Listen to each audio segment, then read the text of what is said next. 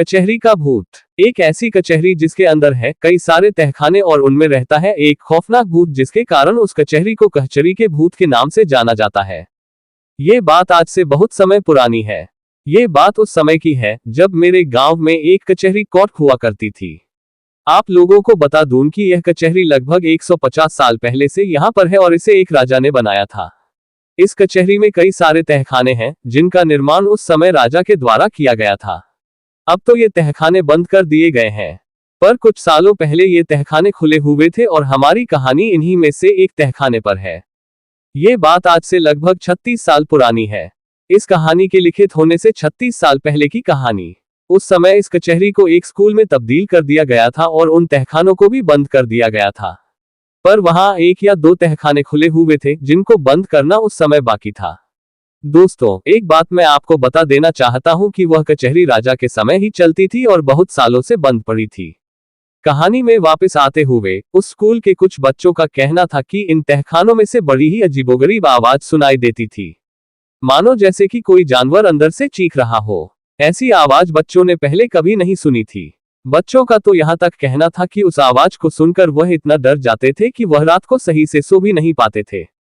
तहखाने की तरफ ही उन बच्चों की पानी पीने की व्यवस्था की गई थी, इसलिए उन्हें उस तरफ जाने से भी डर लगता था। ये वहां के बच्चों ने ही नहीं बल्कि टीचर्स ने भी महसूस किया था कि जरूर कुछ तो राज है इन तहखाने में और वह आवाज किस चीज की है। कुछ महीनों तक वह स्कूल ऐसे ही चलता रहा, पर एक दिन की बात है जब उसी स्कूल में ही पढ़ने वाली एक बच्ची लापता हो गई। बहुत से लोग उसकी खोज में निकले। उसकी मां का कहना था कि वह बच्ची स्कूल से सीधे घर पर आई थी, लेकिन वह अपना टिफिन स्कूल में भूल गई थी तो उसे ही लेने गई होगी।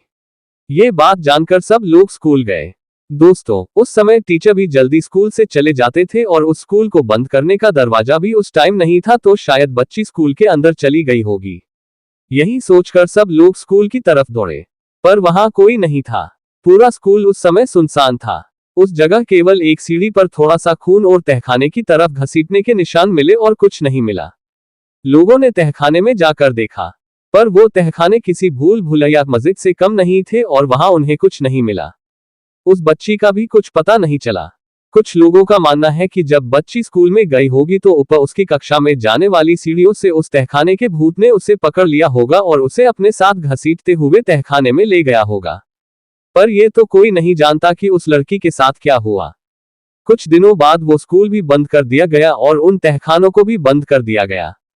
ये तो कोई नहीं जानता कि उन तहखानों में क्या था और वो घसीटने के निशान किसके थे और वो भूत कहां से आया था और कहां चला गया।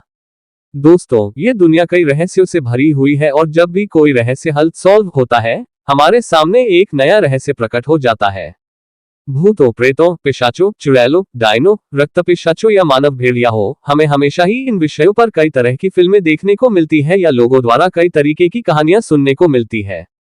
इस दुनिया में कई रहस्यों पर से उठे पर्दों की जानकारी प्राप्त करने के लिए इस ब्लॉग को अपने बुकमार्क में शामिल कर ले या फिर साइड बार में दी गई सोशल मीडिया लिंक्स पर जाकर हमें फॉलो कर ले, ताकि जैसे ही कोई नई और रोमांचित कहानी इस ब्लॉग पर पब्लिश हो, आप तक जानकारी आसानी से मिल जाए।